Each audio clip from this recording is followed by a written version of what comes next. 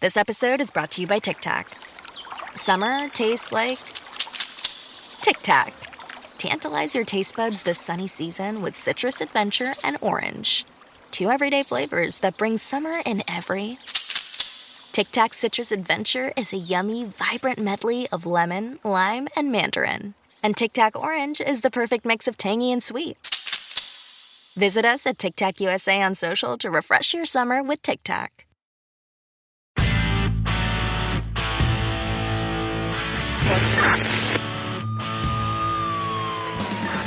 The kind of old-fashioned cop who preferred working the streets and making arrests to taking tests toward promotion. He was the closest thing New York had to a Dirty Harry. This is One Tough Podcast. Here's your host, Bo Dietl. Welcome to One Tough Podcast. I'm joined here as always with Carlo. Good morning. And this week we're joined by somebody who I was watching on TV about an hour ago. And a real famous guy's book is #1 on Amazon. Holy Magoli. His name is Jocko Willink. Is that how you pronounce it? That's how you pronounce it. You nailed it. All right, that's good. Okay, Jocko has a very interesting life. He spent 20 years in the United States Navy. He was a Navy SEAL. He's a podcaster, and he's got a very good podcast. I'm very honored you're on ours. We're doing pretty well here. And your new book is called Leadership Strategy and Tactics. And it's a field manual. Yep. And what it's all about, it's big thing, Carlo. It's #1 on Amazon bestseller. So this book is cool. Did you get a copy for me, Carlo? I did. I hope it ain't signed to you. It's unsigned, but I started reading it. Really good stuff. Very good tactics that anyone can apply in business, especially our business, any business. And I look forward to finishing it. You better finish reading it and bring some more friggin' business into our company, okay? That's why. We're around 35. I'm taking Jocko's advice, so we propel it. Well, he did say something to me before, because I watched one of your podcasts there. Everything was friggin' good. Guys, friggin' good. But I caught it at the end. First I'm saying, wait a second. Everything's good with this guy. But then I listened at the end, and I understood what you were saying. No matter how bad it gets, you're still able to say it's good, and you can make it better. Yeah. And I learned. So you taught Bo something. An old man learned something too. It's all about no matter how hard it gets, you have to realize that you're still able to say it's good. And if you're dead, you ain't saying it's good. You ain't saying shit. It doesn't matter anymore. And I caught that from you. Now, you went to, did you end up in Annapolis? Nope, I didn't go to Annapolis. I enlisted in the Navy right out of high school. Yeah. Yeah, college wasn't really what I was looking to do. I didn't want books and pens. I wanted a machine gun. So I enlisted in the Navy to try and go to the SEAL teams, and I ended up making it through the training first try. Showed up at the SEAL teams. I was 19 years old when I got to SEAL Team 1. When did you get to OCS? So I did 8 years as an enlisted guy at SEAL Team 1, and then I got picked up for this program in the Navy, which was a ridiculously good deal, called the Seaman to Admiral program. And I just went from being an enlisted guy at SEAL Team 1. I went to 13 weeks of officer candidate school in Pensacola, Florida, got my commission, and showed up at SEAL Team 2 as an officer. Holy schmoly, what a way to go. Usually my friends over there in Annapolis, then they go into SEAL Team after that. But you went from seaman to an officer. What rank did you come out after you finished with that, Lieutenant? I retired as a Lieutenant Commander. Yep. Lieutenant Commander. Yep. You wouldn't know my man Castiglia, would you? I don't know. Commander Castiglia? His dad was my partner. His dad passed away. Artie Castiglia. That name sounds familiar. Artie Castiglia, he's a pretty high-ranking Navy SEAL now. He's been through it, and I have a lot of friends over there. And I was very fortunate to be. I think it was SEAL Team number 3 or 4 over there in Norfolk. And I flew out there. My friends, I don't want to throw names, but I was good friends with Fox Fallon and Bob Natter. Bob Natter had the Atlantic Fleet. Fox Fallon had the Pacific Fleet. And then he also took over CENTCOM back down during the war. Yeah, I think I was in when Fallon was over in the Persian Gulf at least 1 or 2 times. Yeah, and then Fallon got shitted on when he told the truth. When he said about Iran, we were fighting excuse me, we were fighting Afghanistan, we were in Iraq, and he goes, we can't open up another front. We don't have the ability, right? And he said the truth, and nobody was able to handle the truth. Then they asked him to step down. He was CENTCOM commander, and I was with him down in Tampa, down at CENTCOM headquarters. And Bill Fallon's a good friend of mine, and you know what? He's a fighter pilot and everything else. And he told the truth, and then politics come into play. Oh, you can't tell the truth. But by telling the truth, he probably avoided us getting into war, which a lot of Americans would have been killed. And I respect the person who's out there fighting to tell me what's going on. I don't know, like you say in your leadership stuff, you listen to the other people around you. Don't think that because you're their boss, you know more than them. Absolutely true. And I take that in context. I've been running a business from retiring from the police department for 35 years, and I listen to people. I listen to Carlo. Carlo's my chief of staff in my business, and I listen to Carlo. He's got great ideas, and I told him, make the ideas happen. And when you make the ideas happen, hard work equals success, and we all know that. So let's talk about, you wrote 8 books? Yeah, I've written 8 books. 4 of the books are for adults, and 4 of the books are for kids. I've written 4 kids' books. I got 4 kids of my own, and if you ever take a look at some of the books that they try and sell to kids right now, they don't exactly push the kind of values you'd actually want your kids to have. So I wrote some books that, talk about hard work and discipline and learning and trying to put forth your best effort in whatever you do. So I wrote some books about that. Well, I did listen to you again, and your wife must be one remarkable lady, because she mentioned that, she was deployed when you were deployed, meaning that when you were deployed over in the Middle East, she was deployed as being the mother of these 4 kids, taking care of them while you were out there shooting your guns. Yeah. She was controlling what's most important. Yeah. So when you get back, you had a foundation of kids that are respectful, honorable, and that to me is a remarkable thing. The kids could have wavered if she didn't have her foot on them, because with peer pressure and all that crap, we go through that with the kids. Oh well, if I don't do this, I'm going to be looked at as a weirdo because everybody's doing it. And obviously, the structure of the foundation in your home front was part of what you're talking about now, I think. Yeah, no, absolutely. My wife did a great job, and you imagine how hard it is for. I'm overseas. She has no idea what's happening with me. I'm talking to her maybe once a week. The rest of the time, she's just wondering hoping I'm okay. She's actually back in America going to visit my guys that are wounded in the hospital. Wow. She's back in America going to my guys' funerals that are coming home. I mean, it's about as hard as it could possibly get for a marriage. But, she was a saint, and she is. Well, let's talk a little bit about your heroic, because they are heroics, because at any time one of those little missile bullet things could have killed you, because you're getting shot upon quite frequently when you were in Iraq. Were you in Afghanistan also, just Iraq? I went to Afghanistan, but I never fought. I went there a couple times on some trips, but I never fought there. Well, Fallujah, there was you were at that battle. I was in the Battle of Ramadi in 2006. Ramadi, okay. So if you remember 2005, 2006, so Fallujah happened. I just left in 2004. I left Iraq when that big push through Fallujah went through, and a lot of the bad guys that stayed in Fallujah died. The bad guys that left Fallujah, they went to a place called Ramadi. So in 2005, 2006, Ramadi was the worst place in Iraq, and that's when I was there, was in 2006. Right, because a friend of mine, Johnny Myers, David Myers, was a sniper, United States Marine Corps. He was blown up over there, and when he came home in 2000 and probably the end of 2004. He was in Fallujah there, and he would tell me some stories that I said, what the hell were we doing that? If Bo was in charge, I would have just let him put the bombs in there, and whatever happens, rather than expose my troops from house to house fighting. And I'm sure that was in Ramadi, the same difference. That's pretty, when you're going house to house.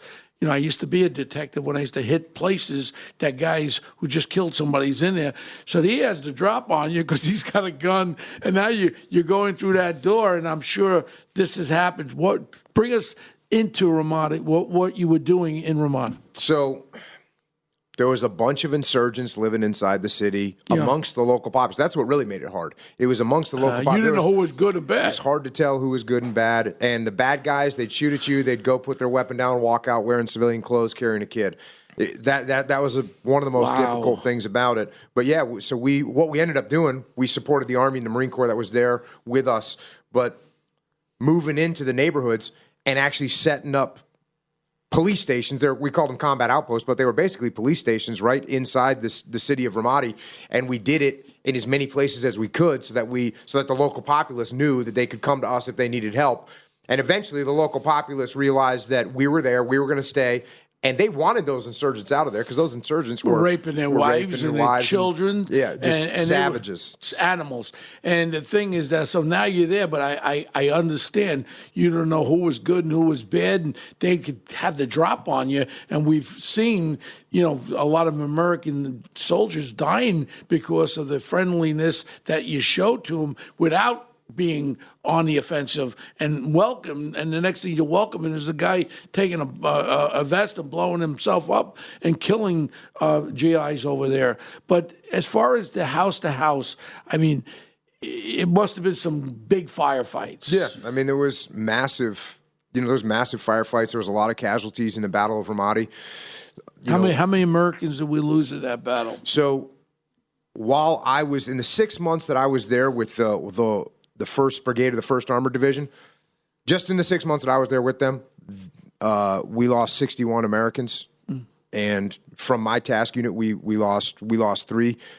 And that was just during the 6 months that I was there. The reserve unit that was there before us, the 228 out of Pennsylvania, as a matter of fact, National Guard unit, they lost 94, I think. And the 1 AD, the whole time that they were there, they lost about 100 as well. So there was incredible sacrifices that were made to take back that city. But the good news is we did take back the city, and coalition forces did prevail. And about a year after I left, 6 months to a year after I left and my task unit left, that place was peaceful. That place, there was almost no violence. Scumbag? The other scumbags didn't pop that out yet? Well, no. ISIS? So what happened was we killed a bunch of them. The ones that we didn't kill ran. They ran out into the hinterlands and put their heads down and hid for a while. Was ISIS embedded in Ramadi? The ISIS started using the name Islamic State around 2007. So it was the same people. It was the same people. But what happened was, we left. America left in 2010.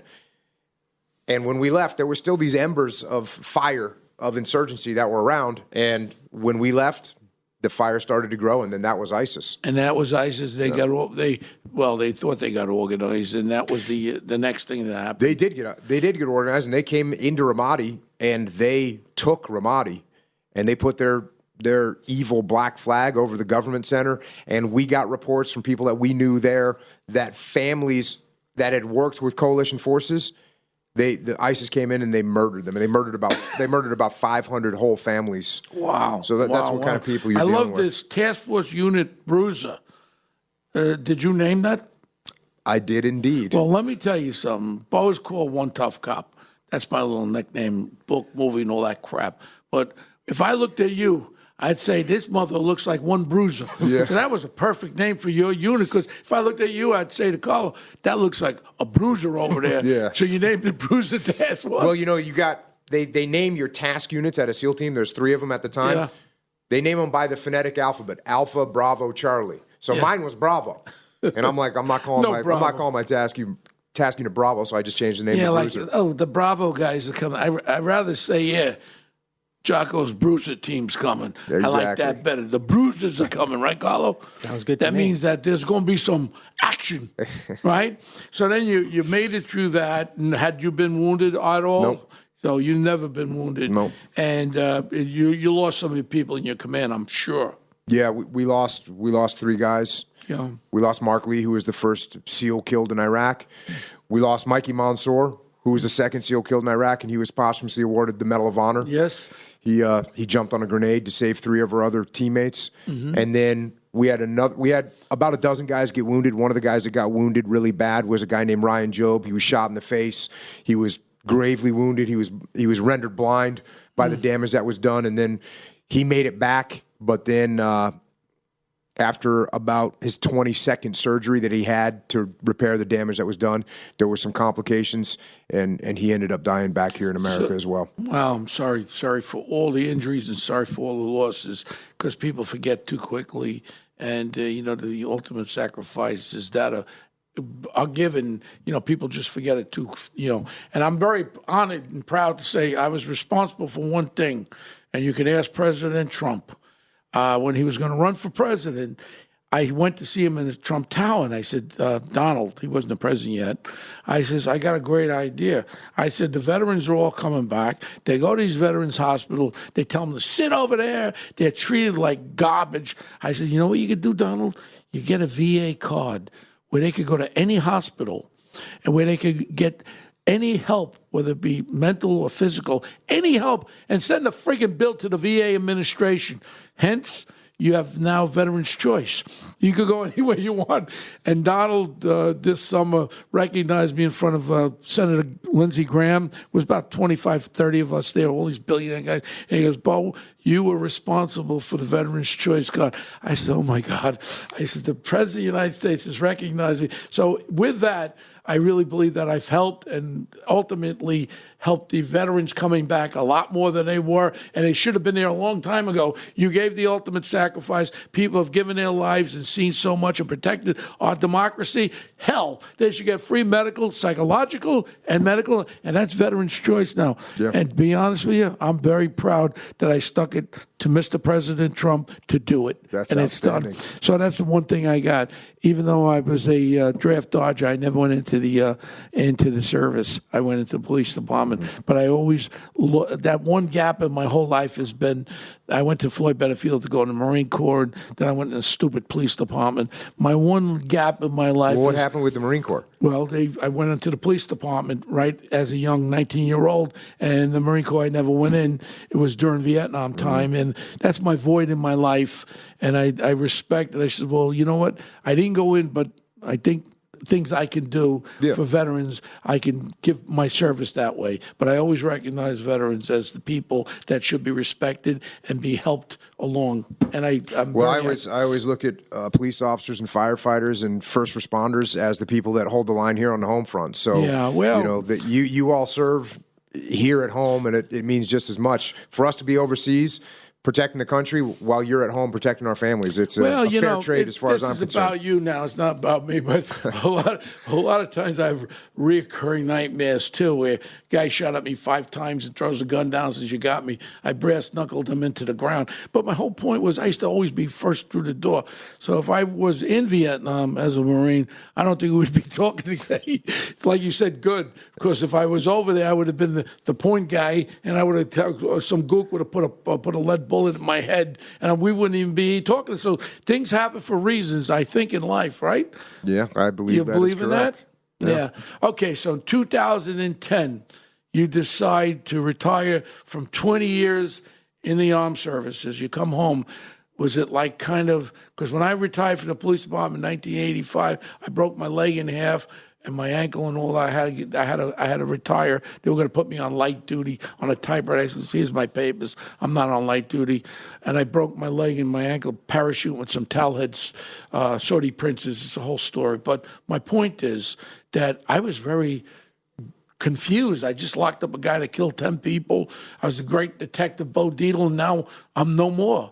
And I put my papers in. So I got a bit of a depression set in, because when you're out there doing, I want to know, when you retired from the military, did you get that little bit of a depression from leaving what you were just involved in? Yeah, the biggest thing for me is always trying to figure out what your next mission is going to be. What's your next mission? Because you're right. When you're in the military, you have this awesome mission, which is protecting America and protecting democracy. And that as far as I'm concerned, there was no greater mission that I would ever want. Well, when I retired, that mission was gone. And I woke up and figured out. Did you miss it a little bit? I miss it every day. I miss it to this day. Being in the SEAL teams is the best job ever, hands down. Nothing else even comes close that I've ever seen. So, of course, you're going to miss it when you retire. But I just focused on what am I going to do now. And what I ended up doing was taking the leadership lessons that I learned and start teaching them to other people so they can apply them in their businesses and their lives and make everyone more successful. Yeah. So now it's 2010. what happens? When do you first start realizing that you could teach people leadership from the experience that you had in the war, in fighting, in the military? Because we know one thing. I like the idea about everybody going into the military. You teach respect, responsibility, and honesty. And that's what the military does teach, whatever branch it might be. That's part of the criteria. Taking that and bringing it into what you've done now with these leadership, you would say that's part and parcel? Yeah, so I was probably about 6 months from retiring from the SEAL teams, and I knew a guy that was the CEO of a big company, and he asked me to come and talk to his executives about combat leadership. And, he's a friend of mine, so I said, yeah. I went up, talked to his executives. When I got done, he came up and said to me, I want you to come and talk to every division of my company. And I said, well, I'm retiring. And he said, well, I'll pay you. And I said, okay. That sounds good. We'll work out a deal. So we figured that out. I started traveling around the country, talking to all of his divisions. And then at one of those divisional meetings, the CEO of the parent company that owned his company said, came up to me and said, I want you to talk to all the CEOs that I have. So I went and talked to all the CEOs that he had, and he had 45 or 50 companies. Wow. When I got done doing that, a bunch of them came up to me and said, can you come talk at my company? Can you come talk at my company? And the next thing you knew, I was doing this for a living. And then eventually, enough people were saying, oh, well, I got enough business. I reached out to one of the guys that worked for me in the Battle of Ramadi, Leif Babin, who was a friend of mine. I know Leif. Yeah, you know him From he's married to Jenna Lee. And he had moved to New York, and I said, I need some backup. And he's like, outstanding. So we started this company, Echelon Front, and we started. What's it called? It's called Echelon Front. And so we started working with a bunch of different companies. As we worked with all these companies, people started saying, hey, do you have this stuff written down anywhere? And so we looked at each other and said, we better write this stuff down. Eventually, what we wrote down, a literary agent saw it and said, I can sell this to a publisher. And we were like, well, okay. I figured it was going to be a book we'd hand out to people for free in the back of the room after we got done talking to them. But it ended up doing really well. And, Echelon Front continued to grow. And now we've written, I've written 2 books with Leif, Extreme Ownership and the Dichotomy of Leadership. And I've written another book for adults called Discipline Equals Freedom Field Manual. And then I just wrote this book for adults called Leadership Strategy and Tactics. So that's the big one. Yeah, they're all big. I mean, they've all done incredibly well, Well, you're number 1 on the bestseller list. So that's very, very, very impressive. And with all the competition out there, with all these Fugazi books, now you have a real book. So once you wrote these books, now you establish yourself as being the literary author of. I wouldn't even say it's literary. I would say it's more of it's practical. Tactical. Yeah, tactical is the word. And it can be utilized, and how you break it down can be utilized in any aspect. You don't have to be shooting at somebody. No. I mean, if we were just teaching about how to win machine gun fights, we'd have a very small audience. But we're not talking about just how to win machine gun fights. It works in machine gun fights, but the leadership that we talk about it works in any environment, in any leadership scenario, in any kind of team, in any organization. And the good thing is now that we have so much experience with Echelon Front, working with all different kinds of companies we work with police departments, we work with fire departments, we work with financial businesses, insurance businesses, construction companies, manufacturing companies. We work with every kind of company, and we see over and over again that the leadership principles that we talk about, they work. Wow. So does it all start from leadership? I mean, Bo mentioned, very important values, honesty, discipline, teamwork. But as you described with the experience in Battle of Ramadi, you have literally split-second decision-making that has very, very high stakes. And you have to communicate with people that are not of your culture to try to suss out good information. So, I mean, those stakes are incredibly high. And if you apply that to a business scenario, let's say they have to make a decision or there's a crisis, is it all just, does it start with those values, or is there other experiential factors that come into play? Well, you're gonna make your decision based on the principles that we talk about, the laws of combat that we talk about all the time. And then really the reason that I wrote this most recent book is as I work with companies, and I have a podcast where I talk about leadership all the time. People ask me questions. I get the same questions over and over and over again, right? About how do I actually apply these things? And so what I realized is some people, even though they understood the principles, it'd be like understanding that in basketball, you got to put the ball through the hoop, right? You can understand that in 3 seconds. You can understand that concept of the game. But guess what else you actually need to know how to do? You need to know how to dribble. You need to know how to pass. You need to know how to shoot a jump shot. You need to know how to shoot a layup. Those are techniques and strategies that you need to actually know. You can also run plays, right? This book, Leadership Strategies and Tactics, gets into the actual, okay, this is how you shoot a jump shot. This is how you talk to your boss when he's got a plan that you don't like. This is how you deal with an employee that's got a bad attitude. So that's what this book does. It really gets granular with the leadership strategies and tactics that I learned over my career, and put them in a book so people can open up the book, find the problem, and find the solution. That's excellent. Yeah, and Carlo is definitely reading your book now, and he's going to get some good ideas to help the old man, me, because he's my guy, and I put everything on him, and he thinks of different ways to promote business. You know, being in business 35 years is a long time. And through ups and downs and peaks and valleys, you know, sometimes you make the wrong move, or sometimes you don't prepare yourself for the future, or so sometimes you don't look of where you're bleeding from, whether it be loss of business, where you're not developing new business coming in. You sit back on your laurels. You don't get up at 4:30 in the morning like you do and work out, because, you know, people are just damn lazy. What time do you go to sleep? Depends on the day. I mean, I usually try and get in bed by 11 o'clock, but there's 11. How the hell you get up at 4? Alarm clock goes off and I get out of bed. You don't need more than 5 hours. Some people's bodies. Yeah, no, I know. I feel like if I don't get that 8 hours, I feel like you. Yeah, I don't know. Some of it's genetic for sure, because I got 4 kids. You and Donald Trump. Yeah. You know, I know about Donald Trump, President Donald Trump. That son of a bitch sleeps 4 hours, and I know that. He don't drink, that's one thing. Never drank Donald Trump, President Donald Trump. But this guy can operate on 4 hours sleep. Yeah, there's a genetic component to it. Something remarkable, and I think that's maybe not in your book, but if you could do it on 4 hours sleep, so those other 4 hours that you're snoring away, Carlo, he's working already. I'm not winning. So you're not winning. But I got 4 kids. You don't feel tired? My oldest daughter, I used to go to bed at 11 o'clock at night. She'd be up studying.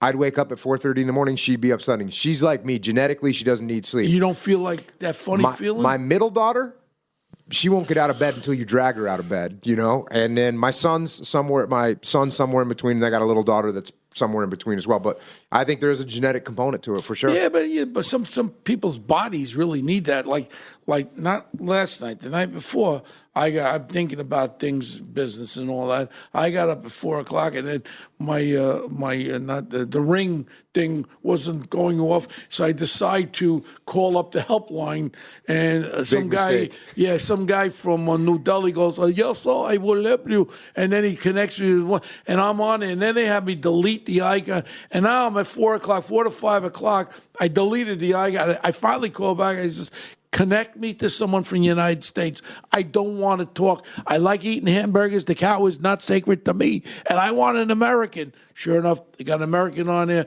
and he got the icon by. But I was up, and I didn't sleep then, so I only really had about 3 to 4 hours sleep. I was like mishmash. Last night I went to bed early. I went to bed by 10. I actually slept 8 hours. I feel much better. So sometimes bodies need that. What do you think, Carlo? It's really on your circadian rhythms. But as Bo just mentioned, you know, he wanted to speak to American representative. Your company is based in America, makes good products. When did you get the idea to start this manufacturing business and use American labor, American materials? Origin Maine, is it called? Origin Maine. So this is products. Now, what products do you have? We started out making jiu-jitsu gis, because I do Brazilian jiu-jitsu, you know, which is, if you ever watch the UFC, that's what everyone has to have some basic understanding of Brazilian Jiu-Jitsu. And part of Brazilian Jiu-Jitsu, you wear a uniform. And so I always promote Brazilian Jiu-Jitsu. I tell everyone to do it. And people would ask me, what kind of a gi should I get? And I'd say, get an Origin gi. I wasn't part of Origin gi at the time. I wasn't part of Origin. And I kept saying it, telling everyone, get an Origin gi. Why? Because they're made in America. It was the only company that was making these things in America. And finally, one day I was talking to a bunch of people, and I said, hey, if anybody knows the guy that runs Origin Maine, a guy named Pete Roberts, tell him I want to talk to him. Because they had put out this little video of this guy, Pete Roberts. He lives way up in Farmington, Maine, and he wanted to make gis. And he was trying to find out where to get the material to make gis. And guess what? You cannot get it in America. You can't do it. So he finally said, you know what? I'm going to weave the material myself. Knock it off like the Chinese knock off everything of us. So he goes to an abandoned mill in Lewiston, Maine, an abandoned factory. I personally like Maine. Oh, yeah. I love the state of Maine. Oh, yeah. Yeah, it's beautiful. There's one loom left. All the rest of the looms that used to be there, this is a 500,000 square foot factory. All the looms that used to be there are gone. There's one loom left. Him and his friends, they drag this thing out, they bring it back, they find an old timer that can take this thing apart, gets it working, starts weaving material, starts making geese in America. So I meet him at this point and say, hey, how can I help you? How can I be a part of this? What I had, he had manufacturing. What I had was I have a podcast that is very popular and social media that's popular. So I had a way to get the word out about Origin Maine. And so we joined forces, and now we're making everything. We're making jeans, we're making boots, we're making drinks, we're making supplements. Jocko Go. Yeah. See, this is for when you don't get enough sleep. You have one of those. That's like sleep in a can. It's going to make you feel good. Go ahead. Help yourself, man. Carlo, let's order a couple of cases, all right? We'll get you some cases. I want to start giving it to people in my office so they the wake whole up. office. They'll be They'll be on the. But a couple of years ago, when we got together, I think it's 3 years ago, I think we had 8 people working at Origin. We got 70, 75 people up there in the factory making American. You're a partner now, I hope. Yeah. We're American-made products, and we're rebuilding that industry, which had left. So it's outstanding. If you could say, I know you have a criteria. I watched it this morning, different bullet points about leadership and all that. If you could go to one area that you would say is the most important area of leadership, what would you say? Really, look, there's a lot of different things you got to do to be a good leader. But if you're not humble, you're not going to listen to anybody. You're not going to listen to your subordinates. You're not going to listen to your peers. If you come up with a bad idea, you're just going to say, well, it's my idea. We're going to keep going with it. You got to be humble as a leader, humble enough to admit when you're wrong, humble enough to listen to other people, humble enough to respect your enemy or your competitors. You have to stay humble as a leader. Humility. That's got to be the number one thing. So humility. Yes. So if you do something wrong, you own it. Absolutely. You own it. And then, again, I saw your clip this morning, only this morning prior to seeing you on Fox, and I saw your clip good. And I was like making fun of it at first, to be honest with you. I called Carlo. I said, everything's good with this guy. And then I re-looked at it. But then again, I put myself into my own things that are happening right now, not all positive. And I realized what you were saying, and I adopted it in my mind, that regardless of anything, whether it be financial, business, whatever, it's good because you can always fix it. And you're still there. Where if you're not there, it ain't good. And I get it. I get it. And Carlo, I get it now. And I think it's something that if everyone adopts all their problems and their depressions about business, relationships, whatever, read this book. And then what you'll do is you'll find out good means that you can change something. If there ain't good, that means they ain't you. Is that how it goes? Yep. I mean, even when bad things happen, I always look at everything that happens to me as an opportunity. That's what I'm going to do. Take advantage of the opportunity. For the listeners, there's a YouTube video about Mr. Jocko over here, and it's called Good. And I recommend everyone to watch it because it's quite unique. And at the end of it, you could realize and you put yourself in whatever problems that you're facing, if you have any. I'm sure everyone has some problem. It changes it when you look upon it as good. And I learned that from you, Jock. And I'm 69 years old, and I learned good today. Well, you're humble enough to still be learning. That's a positive sign. Real quick on this thing, I have to ask you about the question about this towel head. Can I say towel head anymore? I think that's not PC. It's not politically correct? Well, I'll say it anyway. Towel head Soleimani there that got blown up with one of those Hellfire missiles. What's your feelings about him? Was he sniffing around with his crew of Iranians when you guys were over there, Ramadi, in the back fringes? Because I know from my own talking to guys that these Iranians had their infiltrators in there for a long, long time. Were they around when you were there? They absolutely were. They weren't really in Ramadi a lot. They were more in Baghdad. Ramadi is a heavily Sunni area, and the Iranians are not. So they stayed more in eastern Iraq. But They were absolutely there, and Soleimani is responsible for the deaths of hundreds and hundreds of American service members. He would target them specifically to kill Americans. And they made special weapons that they manufactured called EFP IEDs that would penetrate through armor and specifically... These were produced by these Iranian scumbags. Yep. So by us taking this piece of garbage out, you obviously support fully what President Trump did. Yeah, I think it was a very strong move, and it was a risky move. It was a risky move to do because people were scared because we didn't know how Iran was going to react. What is Iran going to do? What can Iran do? Well, guess what Iran did? They launched some missiles into the desert, and they said that's all we're going to do, and we're not going to do anything else. Wait, Jocko, they did one more thing. They took an airliner down with innocent people. Yeah. And then these idiots in the political front here in the United States are blaming Trump for taking this plane down. I mean, how idiotic when you listen to these politicians. Do you ever think of going into the political arena? I think you would end up punching people out because I think you would just get enough of it and say, no, now it's you and I. It ain't politics anymore. I'll never forget the great President Ronald Reagan, who I sat with in the Oval Office. He said to me, Bo, when you become a congressman, will you take care of some of these guys on the other side of the aisle? And there's a video of me and Ronald Reagan. You could Google it anytime you want. And I said, well, Mr. President, I become your congressman. I'll go over the other side and I'll do what I have to do. Because I could see one of these liberal bastards saying, Mr. Congressman from New York, you be seated. Or go over to him and say, why don't you sit me? And I could see you doing that too. Bruiser Jocko. That's your new name, Bruiser Jocko. Hopefully I don't ever have to go into politics. I don't think it's my scene. Well, I know you got some really heavy-duty things you got to do. We'll wrap it up. All right, so we have our one segment we do every week, Punk of the Week. Bo, well, hold on. Let me give a little. First of all, personally, before we wrap it up, I want to thank you so much. I ain't got too many heroes in my life, but you've become a fast hero of mine for Bo Dietl. I promise you I'm no hero. And you're a hero in the sense that you've been helping people.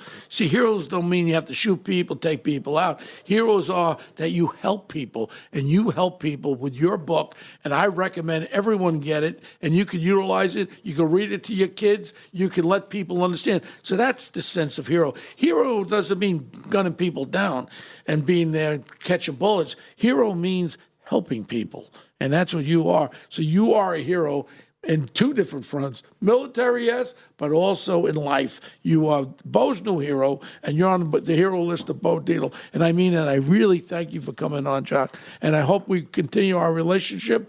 And if I can help you in any way, and vice versa, I can maybe recommend what you guys do to some major corporations too, which I would. Now, Carlo, I'm sorry. All right, so the Punk of the Week is a person, thing, idea, something that's bothering you this week. It could be anything. Oh, this is coming from me? Yeah, you have to give us what has bothered you this week. Most of all, could be a person, place, a thing, or something that's going on. I mean, I guess when I hear a lot of the media, like you're talking about defending, or the politicians and media that are defending Soleimani as if he was some great leader in Iran. And the fact of the matter is he's an enemy of the Iranian people as well. He's part of a tyrannical regime. They kill their own civilians. They've killed 1,500 of them or 1,000 of them in the past several months at these protests against the regime. So when I hear people defending that guy, I think those people are punks. Cool. What's yours, Carlo? My punk is I was watching the Democratic debates. There was a little exchange at the end between Bernie Sanders and Elizabeth Warren. You mean Cochise? I think it was Pocahontas. Oh, whatever. Okay. Yeah. So she said, you call me a liar, and this clown Tom Steyer tries to get in the middle of it and just say hello to Bernie, and he just gets totally clowned. This guy, I don't even know what he's doing in the race. He should just quit while he's ahead. He looks like a big idiot. My punk of the week is someone I know for a while. He's a congressman from this area. He's about 4 foot tall, 4 foot wide. and he's part of the judicial impeachment process. What's his name, Carlo? Nadler? Yeah, Jerry Nadler, this fat little punk. You are my punk of the week. You roly-poly bastard. You go after this president. You couldn't shine his shoes. He's done more in the last 2 years than you've done in 40 years being in the United States Congress. Go back to Cat's Deli, eat a big pastrami sandwich, and get the hell out of here. Nadler, you were a punk 30 years ago. You're a punk today, roly-poly boy. Why don't you do some push-ups, you fat bastard? That's my punk of the week. I think it was very strongly worded. Okay. And again, how do we get in touch with you, Jocko? I'm on social media at Jocko Willink. That's where you can find me. All right, we put a link up to the book, Leadership, Strategy, and Tactics. We recommend everyone check it out. Check it out. Buy the friggin' thing. Say it right out. It's a great gift to give to somebody. If you have children, it's a great gift. If you're a corporate guy, you can have him or some of his guys come over and speak to your groups and buy some friggin' books. Buy some books and also some energy drinks. Yeah, well, we're getting some of this stuff. Let's order some cases. Jocko Go. Recommend it. So when you're feeling tired with those 4 hours sleep, take one of these cans down and you'll be ready to hit that heavy bag. All right, Jocko, while we got you, you're a big jiu-jitsu guy. With a big UFC coming up. Conor McGregor returns to fight Cerrone. You have any pick? Any horse in that race? You guys want to talk about some interesting topics, some controversial topics? I'm familiar with both those guys, friends with some of their coaches, and I'm not saying a damn word about those two guys and who's going to win that fight. All I know is one thing. It's going to be a great fight. I've been following UFC and what you talk about jiu-jitsu, and it's just funny when you used to have Shamrock and all these guys, they were big punches and all that. But the funny part about it is when those Gracie brothers used to get in there, they would get punched, but they just hang on there and then they would sliver until they got you in a position where they got you and you would submit, will get your arm or leg broke. That's good shit as far as I'm concerned. It's smarts over brawn, right? That's jiu-jitsu. That's jiu-jitsu. And I do like hitting the heavy bag. Heavy bag, Carlo, I got to find a place near the office. I got to start hitting the heavy bag because after the other night when I was in BurgerFi with this immigrant German guy that was looking at me, telling me I was burping, and I got up and I just said to myself, you know what? I want to hit the heavy bag to let me know I've still got that right hook and that left uppercut. And a heavy bag's good for you. That's why you don't hurt nobody, you hurt the bag, right?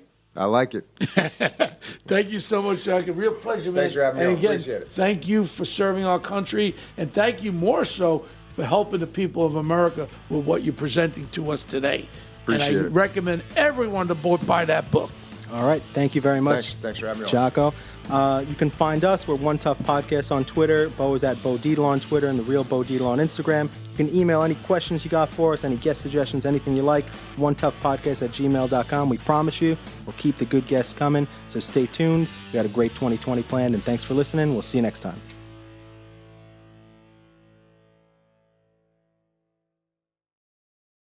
Hello, folks. Larry Kudlow here. Pay attention, because China is leading the largest anti-American alliance since World War II. One that's already dumped U.S. bonds, grabbed 43 million acres of our farmland, and is plotting to dethrone the dollar. That's why IRA and 401k savers are protecting their savings with gold. Please go to freegoldguide.com/Kudlow or just call 800-621-3908 for your free gold guide on how to protect your wealth with gold 100% tax-free.